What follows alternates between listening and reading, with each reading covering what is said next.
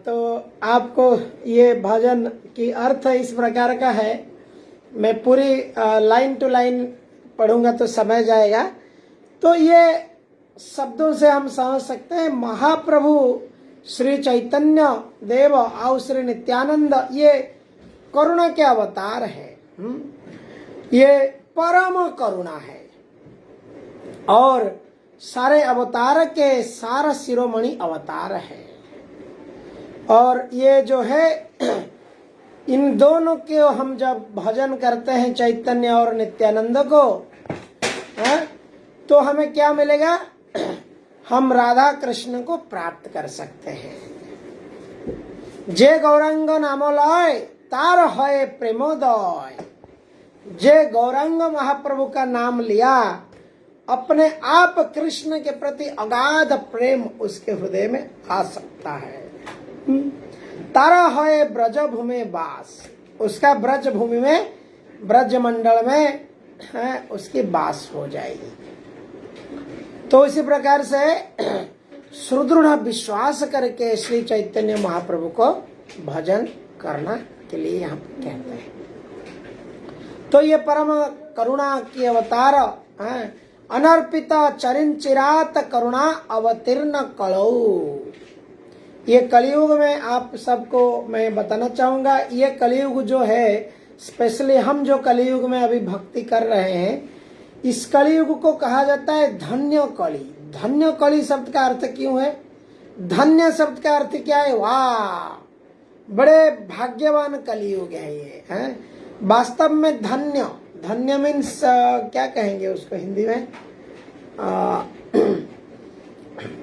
बहुत अच्छा, याद नहीं। बहुत अच्छा कलयुग है, बहुत बहुत बेहतर कलयुग है बाकी कलयुगों के अपेक्षा। क्योंकि ये कलयुग में ब्रह्मा जी का जो एक दिन होता है, ब्रह्मा जी का एक दिन कितना युग होता है? 1000 चतुर्युग होता है।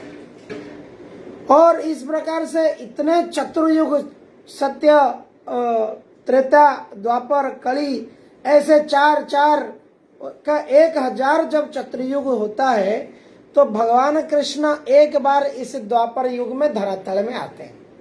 ये बात को मैं कहूंगा कि बहुत ध्यान पूर्वक इसको समझेंगे तो हम भक्ति का मर्म समझ पाएंगे।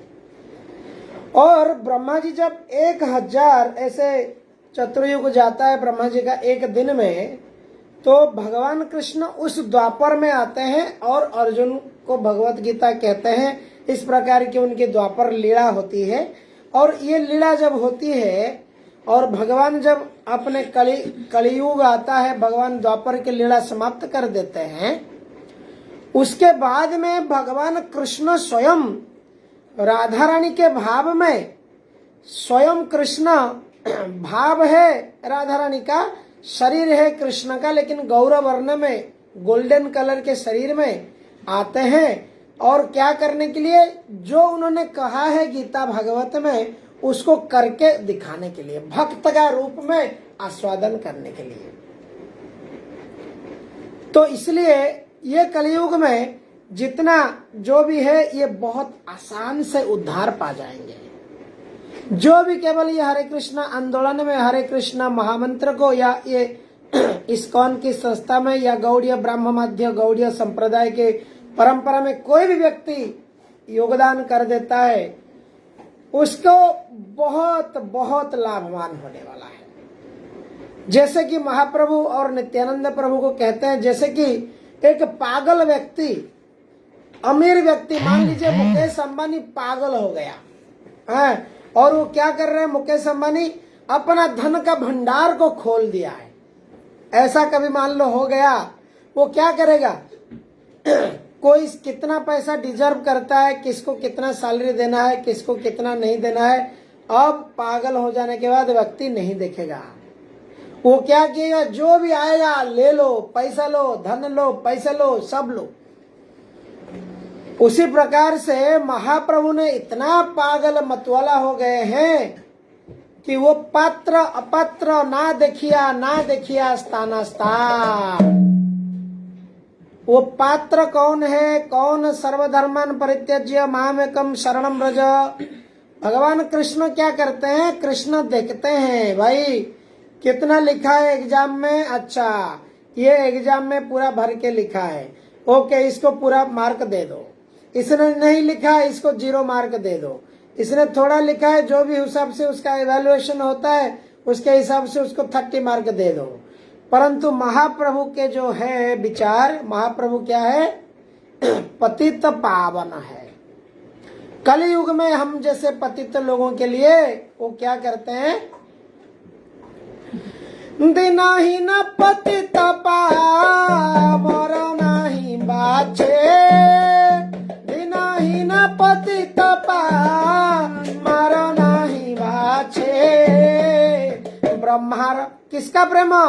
ब्रह्मार दुर्लभ प्रेम सब कार्य जाचे।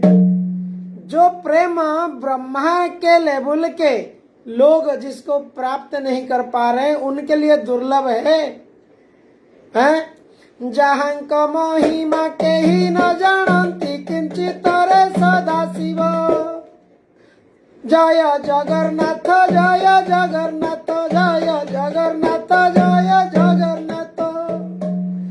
जिनकी महिमा को किंचित में, किंचित मतलब स्लाइटली ब्रह्मा जी और शिव जी जानते हैं, किंचित वो भी नहीं जानते, थोड़ा बहुत जानते हैं।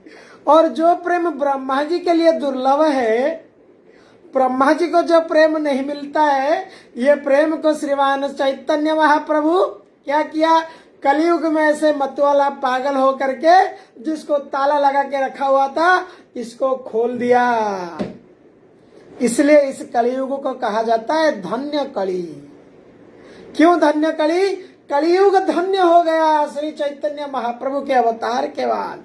सारो शिरोमणि ये अवतार है और संसार के लोग महाप्रभु को एक भक्त और संत के रूप में जानते हैं। इतिहास में आप पढ़े, श्री चैतन्य महाप्रभु, गुरु नानक, रामानुजाचार्य आदि हिस्ट्री में पढ़े हैं। ये क्या है? धर्म प्रचारक है, ये संत है। परंतु चैतन्य महाप्रभु की जो गुह्य भाव है, गुप्त रूप है, ये भगवान कृष्ण स्वयं इस प्रकार के भक्त के रूप में आए हैं। लोगों को पता नहीं है ये भक्त है, वास्तव में भगवान ये बाहर को दिखाए कि मैं भक्त हूं। तो इसी प्रकार से चैतन्य महाप्रभु की ये जो हरे कृष्ण महामंत्र है, ये कोई आम आदमी कोई मंत्र मैन्युफैक्चर नहीं कर दिया है। इसको स्वतंत्र श्री चैतन्य महाप्रभु ने कलयुग के लिए सिद्ध मंत्र दिया है। जो व्यक्ति इस हरे कृष्ण महामंत्र को जप करेगा, इस भव सागर से वो यूं चुटकी में उद्धार हो जाएगा। हरे कृष्ण कृष्ण कृष्ण हरे हरे, हरे राम राम राम हरे हरे। ये जो ब्रह्मा जी, शिव जी, देवी देवताओं के लिए दुर्लभ है, अगर मनुष्य इसको प्राप्त कर लेता है, इससे और बढ़कर क्या है जीवन में।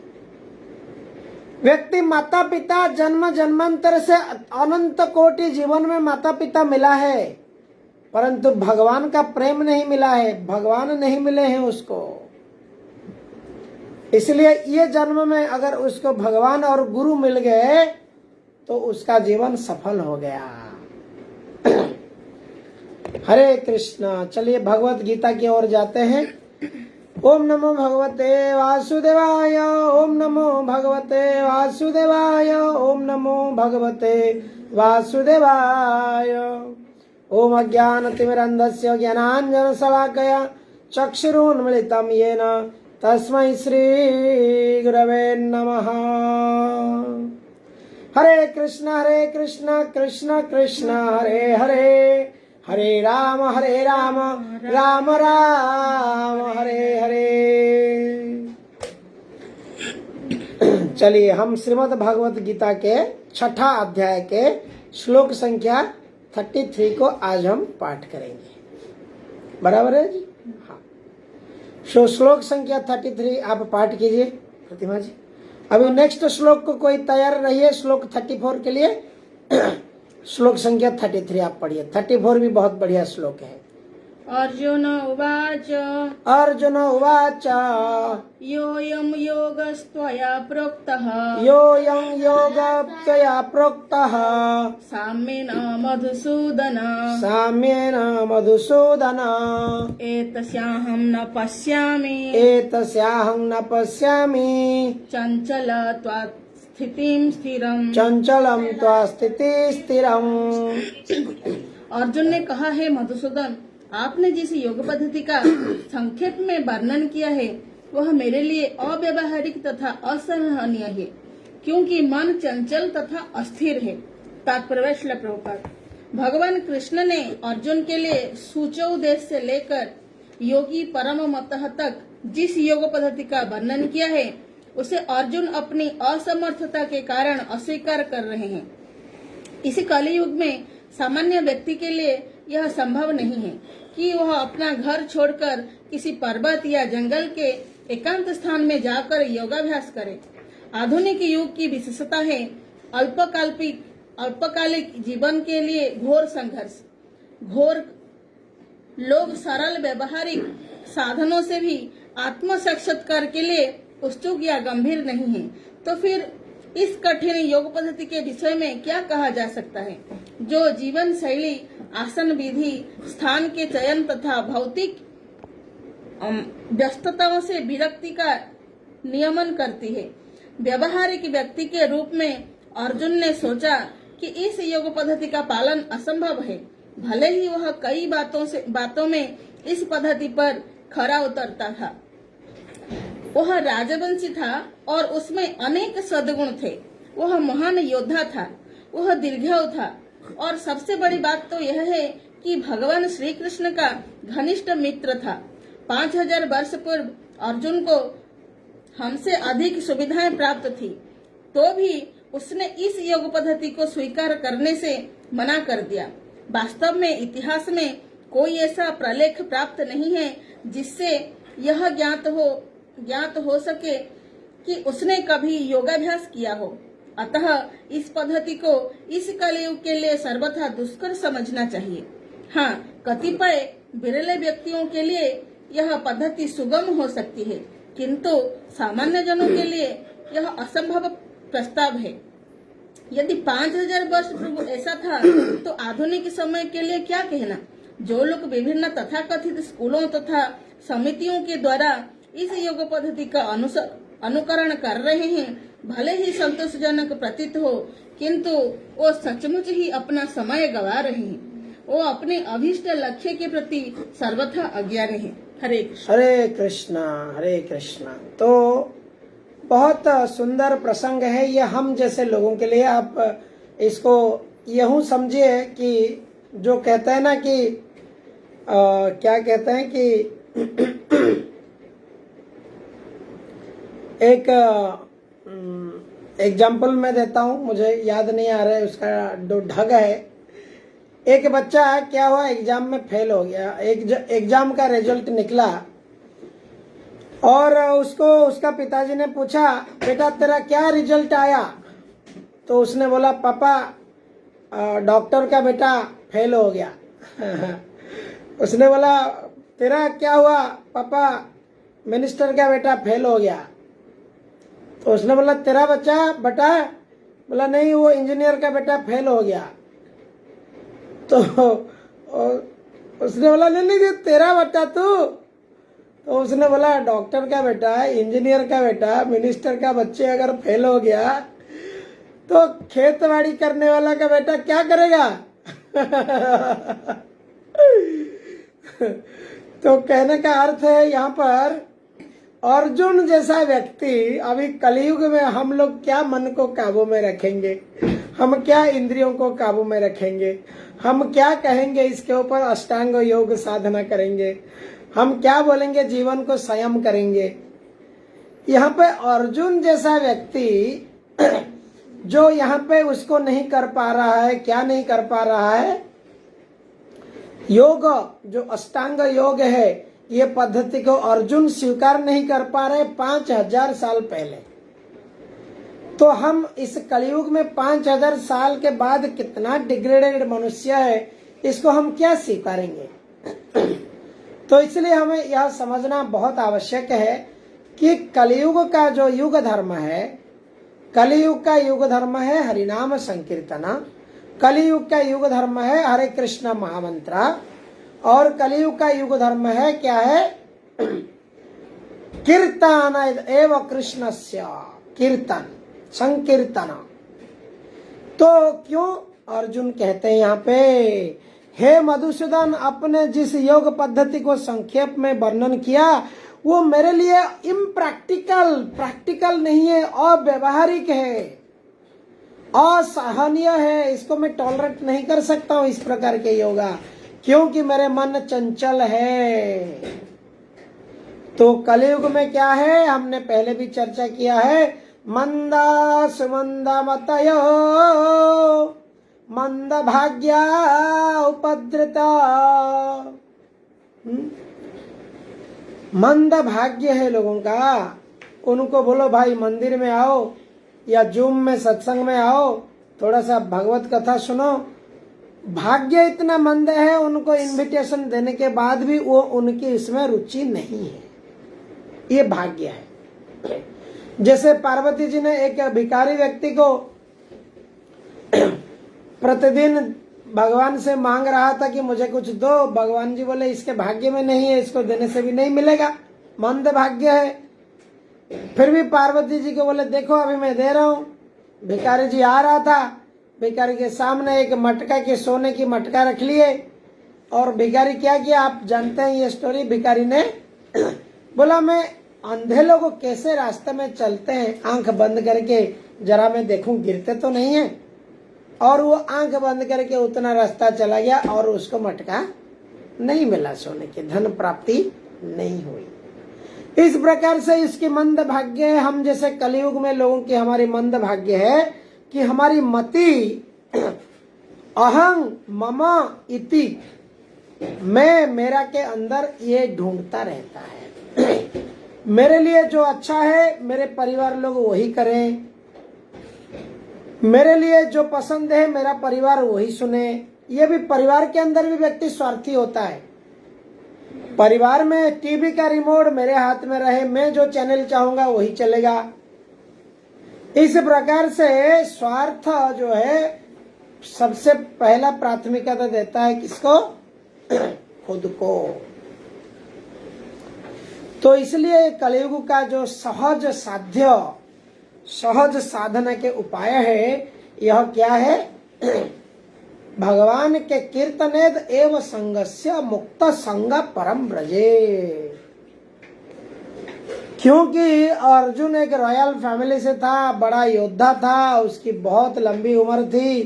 भगवान का स्वयं दोस्त कृष्ण का, उनके फ्रेंड होने के बावजूद जो कह रहे कि मैं ये नहीं कर सकता हूँ, इसलिए भगवान ने कलयुग का युग धर्म को बदल दिया। तो है कलयुग का युग धर्म को बदल क्या दिया? भगवान ने बोला भाई ये युग में लोगों के पास और कोई रास्ता नहीं है। कलौ नस्तैव नस्तैव नस्तैव गतिर अन्यथा, और कोई गति नहीं है। क्या है फिर गति? हरेर नाम हरेर नाम हरेर नाम एव केवलम। तो हरे नाम के बगैर और कोई गति नहीं है। तो आगे वाले श्लोक को हम पाठ करेंगे अभी। कोई पढ़ना चाहेंगे ये श्लोक? चंचल ही मन कृष्ण।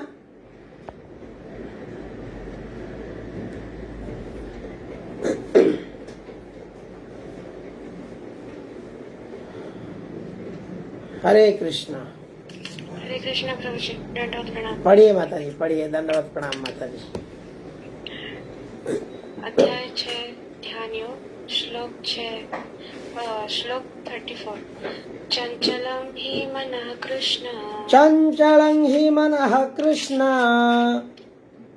प्रमाथि बलवृद्धहं प्रमाथिरि बलवदृढम् तस्याहं निग्रहं मन्ये तस्याहं निग्रहं मन्ये वायोरिव सुदुष्करम् वायोरिव सुदुष्करम्। भावार्थ, हे कृष्ण, चूंकि मन चंचल, अशृंखलित, हठीला तथा अत्यंत बलवान है, अतः मुझे इसे वश में करना वायु को वश में करने से भी अधिक कठिन लगता है। तात्पर्य, मन इतना बलवान तथा दुराग्रही है कि कभी कभी यह बुद्धि का उल्लंघन कर देता है, यद्यपि उसे बुद्धि के अधीन माना जाता है। इस व्यवहार जगत में जहाँ मनुष्य को अनेक विरोधी तत्वों से संघर्ष करना होता है, उसके लिए मन को वश में कर पाना अत्यंत कठिन हो जाता है।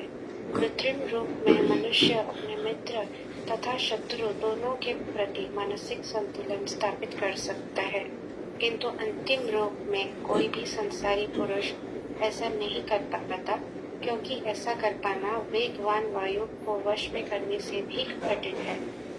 वैदिक साहित्य में कहा गया है, आत्मानं रथीनां विधि शरीरं रथमेव च बुद्धिं तु सारथिं विद्धि मनः प्रग्रहमेव च इंद्रियाणि हयाना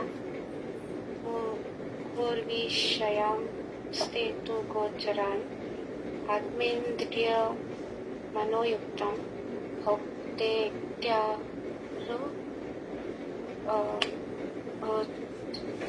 पूर्ण निशीणः। प्रत्येक व्यक्ति इस भौतिक शरीर रूपी रथ पर आरूढ़ है और बुद्धि इसका सारथी है। मन लगाम है और इंद्रियां घोड़े हैं। इस प्रकार मन तथा इंद्रियों की संगति से यह आत्मा सुख तथा दुख का भोगता है। ऐसे बड़े बड़े चिंतकों का कहना है यद्यपि बुद्धि को मन का नियंत्रण करना चाहिए, किंतु मन इतना प्रबल तथा हठी है कि इसे अपनी बुद्धि से भी जीत पाना कठिन हो जाता है।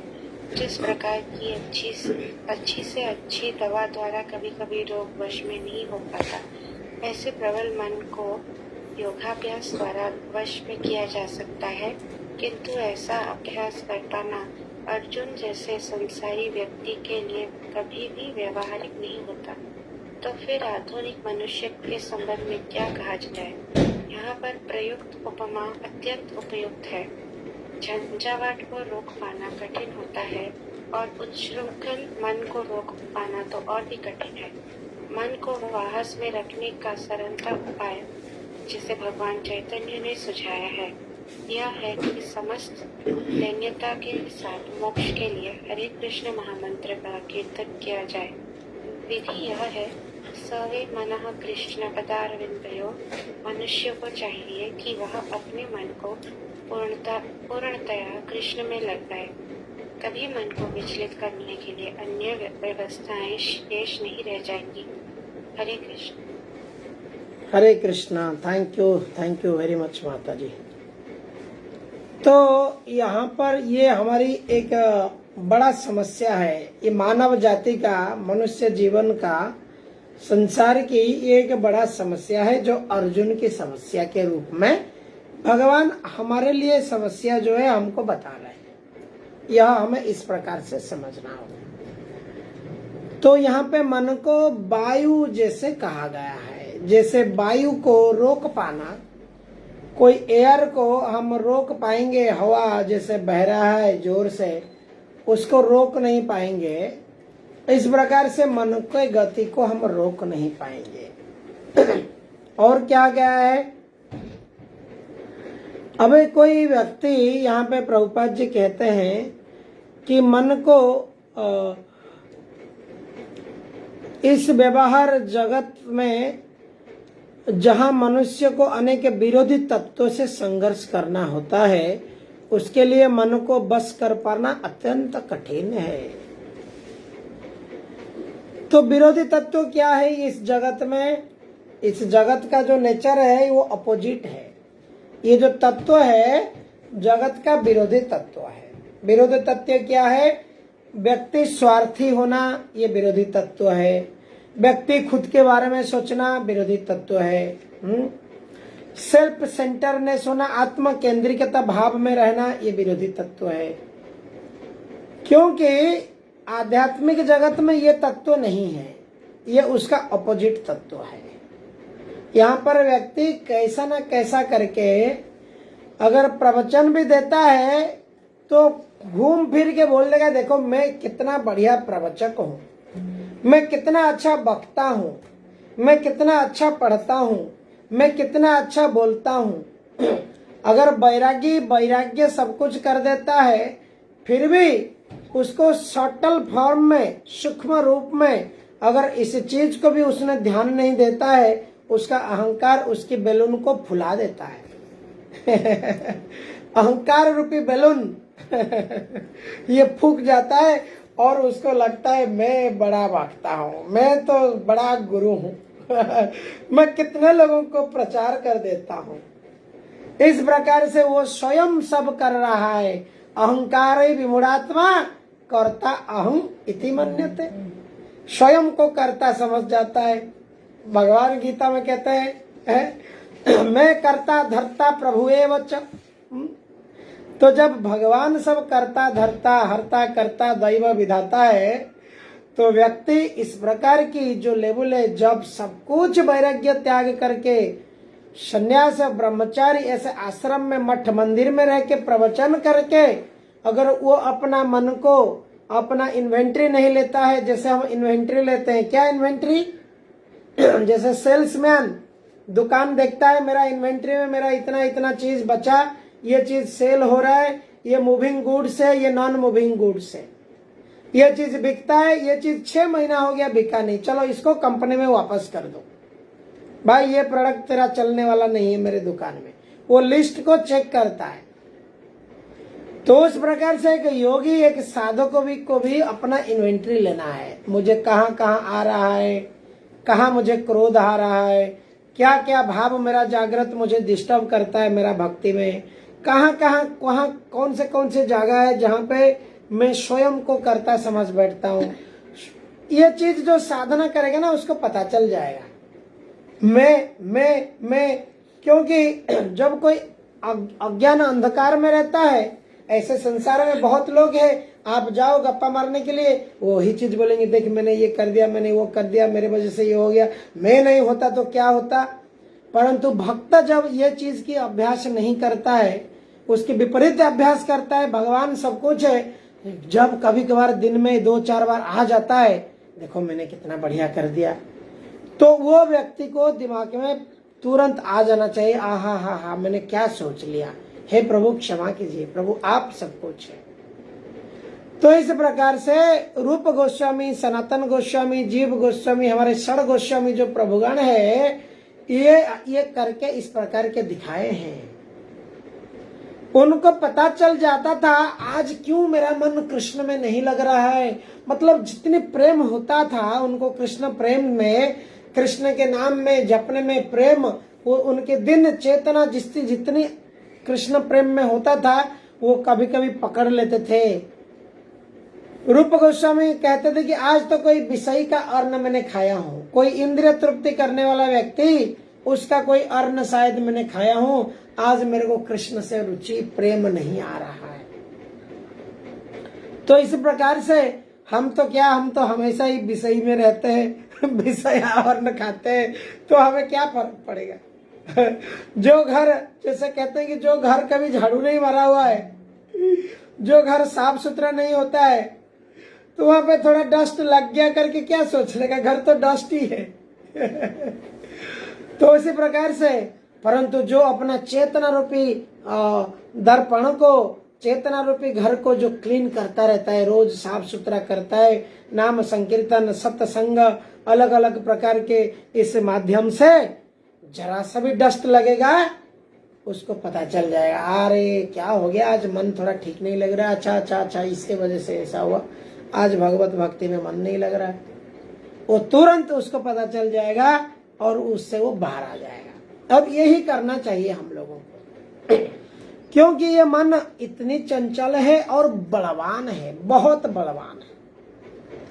तो इसलिए यहाँ पे प्रभुपाद जी कहते हैं मन को बस रखने के लिए सरलतम उपाय जो है श्री चैतन्य महाप्रभु ने बताया है, जो चीज मैंने आपको पिछले श्लोक में ऑलरेडी बोल चुका है।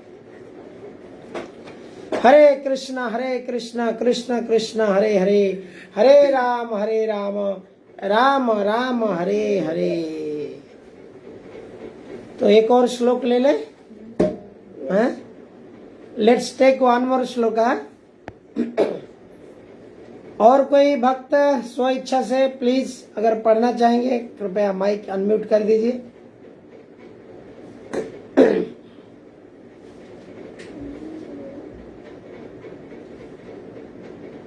ओके, पढ़िए प्रतिमा जी, पढ़िए। असंशय महाबाहो, श्री भगवान उवाच, श्री भगवान उवाच, असंशयं महाबाहो, असंशयं महाबाहो, मनो दुर्निग्रहं चलम्, मनो दुर्निग्रह चलम्, अभ्यासेन तु कौन्तेय, अभ्यासेन तु कौन्तेय, वैराग्येण च गुह्यते, वैराग्येण च गुह्यते। भगवान श्री कृष्ण ने कहा, हे महाबाहु कुंती पुत्र, निसंदेह चंचल मन को बस में करना अत्यंत कठिन है, किंतु उपयुक्त अभ्यास द्वारा तथा विरक्ति द्वारा ऐसा संभव है। तात्पर्य श्रील प्रभुपाद।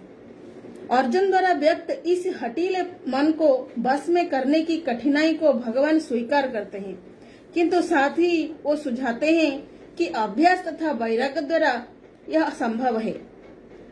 यह अभ्यास क्या है?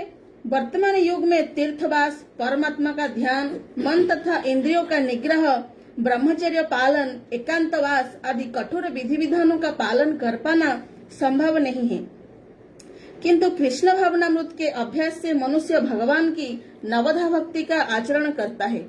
ऐसी भक्ति का प्रथम अंग है कृष्ण के विषय में श्रवण करना। मन को समस्त प्रकार की दुश्चिताओं से शुद्ध करने के लिए यह परम शक्तिशाली एवं दिव्य विधि है। कृष्ण के विषय में जितना ही अधिक श्रवण किया जाता है, उतना ही मनुष्य उन वस्तुओं के प्रति अनासक्त होता है जो मन को कृष्ण से दूर ले जाने वाली है। मन को उन सारे कार्यों से विरक्त कर लेने पर, जिनसे कृष्ण का कोई संबंध नहीं है, मनुष्य सुगमता पूर्वक वैराग्य सीख सकता है। वैराग्य का अर्थ है पदार्थ से विरक्ति और मन का आत्मा में प्रवृत्त होना। निर्विशेष आध्यात्मिक विरक्ति कृष्ण के कार्यकलापों में मन को लगाने की अपेक्षा अधिक कठिन है। यह व्यवहारिक है, क्योंकि कृष्ण के विषय में श्रवण करने से मनुष्य स्वतः परमात्मा के प्रति आसक्त हो जाता है। यह आसक्ति परेशानुभूति या आध्यात्मिक तुष्टि कहलाती है। यह वैसे ही है जिस तरह भोजन के प्रत्येक कौर से भूखे को तुष्टि प्राप्त होती है। भूख लगने पर मनुष्य जितना अधिक खाता जाता है, उतनी ही अधिक तुष्टि और शक्ति उसे मिलती जाती है। इसी प्रकार भक्ति संपन्न करने से दिव्य तुष्टि की अनुभूति होती है, क्योंकि मन भौतिक वस्तुओं से विरक्त हो जाता है। यह कुछ ऐसा ही है जैसे कुशल उपचार तथा सुपथ द्वारा रोग का इलाज। अतः भगवान कृष्ण के कार्यकलापों का श्रवण उन्मत्त मन का कुशल उपचार है और कृष्ण को अर्पित भोजन ग्रहण करना रोगी के लिए उपयुक्त पथ्य है। यह उपचार ही कृष्ण भावनामृत की विधि है। हरे कृष्ण। हरे कृष्ण। बहुत बहुत भगवान की ये वाणी अभी हमने सुना। श्री भगवान उवाच। अर्जुन ने 2 प्रश्न पूछ लिया। अर्जुन उवाच में क्या हुआ? श्लोक 33 में अर्जुन ने कहा कि मैं चंचल है ये जो आपने ये सब योग पद्धति बताया। 34 में कहा कि हे कृष्ण, ये मन बहुत चंचल है, हाँ, और इसको वशीभूत करना वायु को बांध के रखना जैसा बराबर है। वायु को कैसे बांधूं मैं? तो इस प्रकार से ये अर्जुन के प्रश्न सुनकर श्री भगवान स्वयं श्री पूर्ण पुरुषोत्तम, प्रेम पुरुषोत्तम, लीला पुरुषोत्तम श्री कृष्ण, उन्होंने क्या कहा? असंशय, आप जो कह रहे हो कोई डाउट नहीं, बराबर कह रहे हो, आप सही कह रहे हो। हे महाबाहु, मनोदुनिग्रह चलम, मन को बस करना बड़ा कठिन है, बड़ा कठिन है, किंतु क्या है? उपयुक्त अभ्यास। अंग्रेजी में कहते हैं प्रैक्टिस मेक्स मैन परफेक्ट। हम परफेक्शन की ओर अगर जाएंगे, परफेक्शन की ओर अगर हम जाएंगे तो हो सकता है हमको परफेक्शन डे 1 में, डे 2 में, डे 3 में नहीं मिलेगा, लेकिन अभ्यास के माध्यम से हम परफेक्शन की ओर हम जा सकते हैं। तो इसलिए प्रैक्टिस रिकमेंडेड। ये कलयुग की क्या प्रैक्टिस है? मन को कंट्रोल करने के लिए नवविधा भक्ति।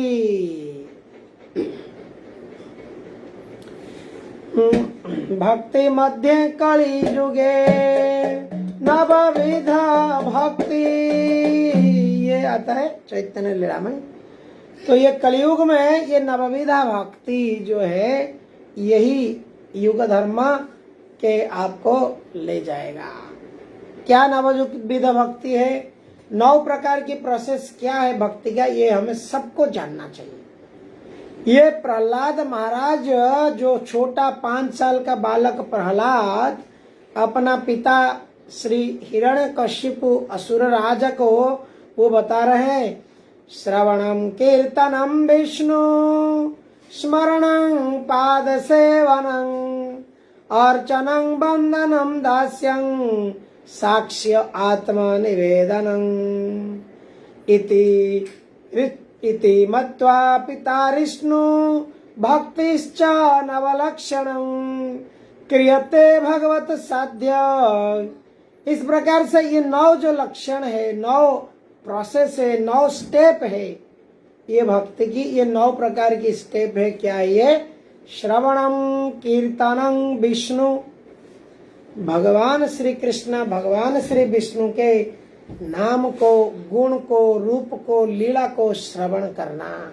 देखिए अर्जुन को भगवान कृष्ण ये ज्ञान दे रहे हैं जो ज्ञान प्रहलाद महाराज भी अपने पिता को दे रहे थे,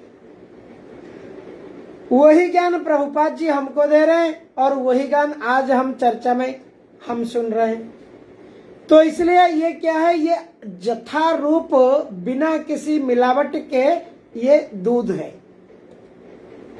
ये ज्ञान में कोई मिलावट नहीं है कि मैं कह रहा हूं अपने हिसाब से कुछ कह रहा हूं, अपने को सूट करने जैसा कह रहा हूं, नहीं।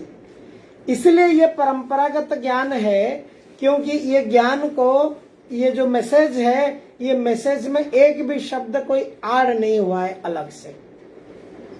9 प्रकार की ये प्रोसेस है जिसमें श्रवणम, कीर्तनम, स्मरणम, वंदनम, ऐसे स्मरणम तक ये 3 जो है सबसे पहले इंपॉर्टेंट है।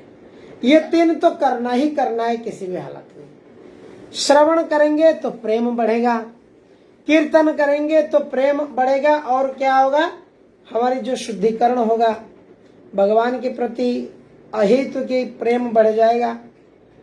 स्मरण, ये तीनों जब हम भगवान के नाम जप करते हैं, हरे कृष्ण कृष्ण कृष्ण हरे हरे, हरे राम राम राम हरे हरे, ऐसे माला में जप करते हैं। एक माला को पकड़ के कहते हैं, उसमें 3 चीज होता है एक साथ में। हमारे कान श्रवण करता है, और मुख कीर्तन करता है, और मन क्या करता है? चिंतन करता है, स्मरण करता है।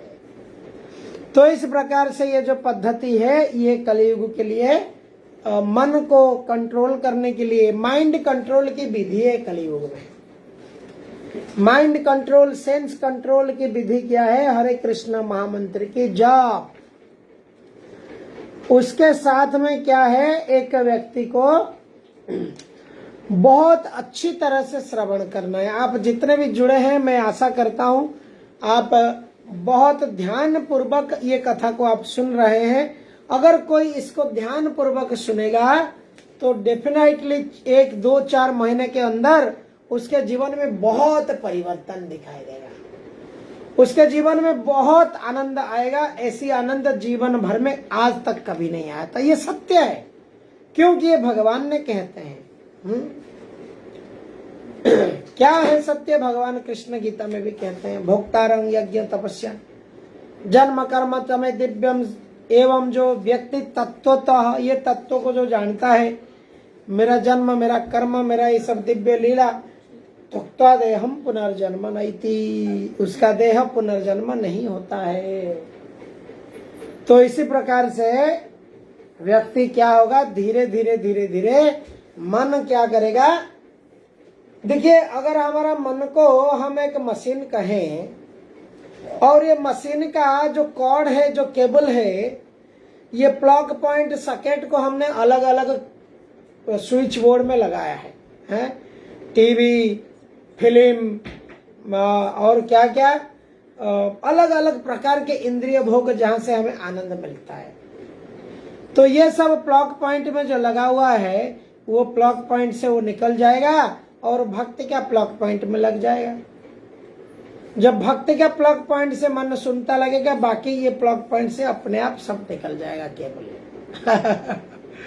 तब क्या करेगा व्यक्ति? शुद्ध भक्ति करेगा। चरयति आशु वैराग्यम, उसके हृदय में आशु और वैराग्य की भाव आ जाएगा। अपने आप वो छोड़ देगा, बोलेगा मुझे मजा नहीं आ रहा है ये सब करने में। और तो उसी प्रकार से आज के ये श्लोक को हमने चर्चा किया। भक्ति जो है ये अर्जुन को फाइनली भगवान कृष्ण ने बता दिया है कि भक्ति के बगैर और कुछ नहीं कर सकते हैं। मन को काबू में रखना है, कुछ भी कर लो, ये ना कि मैं हवा लेके कोई कहेगा भाई माइंड कंट्रोल हो जाएगा, कर लो, देख लो, 6 महीने के बाद वापस आ जाइए भगवत गीता क्लास में, अच्छा नहीं हुआ है तो। यहाँ पर गारंटी भगवान कह रहे हैं, वारंटी गारंटी लेवल में स्टिकर लगाए हैं कि ये गारंटेड है। मन इंद्रियों को काबू में रखना है तो मुझसे प्रेम कर लो। मुझसे प्रेम करने से क्या होगा, मैं आप लोगों को इस प्रकार की प्लेटफॉर्म में ले जाऊंगा। हरे कृष्णा कृष्ण कृष्ण हरे हरे, हरे राम राम राम हरे हरे। समवेत भक्त वृंद की जय। हरे कृष्णा कृष्णा कृष्ण हरे हरे, हरे राम राम राम हरे हरे। हरे कृष्णा कृष्णा कृष्ण हरे हरे, हरे राम राम राम हरे हरे। हरे कृष्णा कृष्णा कृष्ण हरे हरे, हरे राम राम राम हरे हरे। हरे कृष्णा कृष्णा कृष्ण हरे हरे, हरे राम राम राम हरे हरे। हरे कृष्णा कृष्णा कृष्ण हरे हरे, हरे राम राम राम हरे हरे। हरे कृष्णा कृष्ण कृष्ण हरे हरे, हरे राम राम राम। हरि नाम संकीर्तन की जय। इस प्रकार से ये कलयुग में ऐसे ही नाच करके गा करके इस प्रकार की इस महामंत्र को जो करता है वो उसको असली चाबी मिल गया है, गोलोक वैकुंठ धाम की चाबी, भगवत धाम जाने वाली चाबी मिल गया है, जिसके पास हरे कृष्ण महामंत्र आ गया है। वाञ्छाकल्पतरुभ्यश्च कृपा सिन्धुभ्यश्च पतितानां पावनेभ्यो वैष्णवेभ्यो नमो नमः। Hare Krishna. Thank you everybody. कल मिलेंगे 9:50 पर। Naresh Diwakar ji, Mithun Mahapatra ji, thank you very much for watching and Hare Krishna.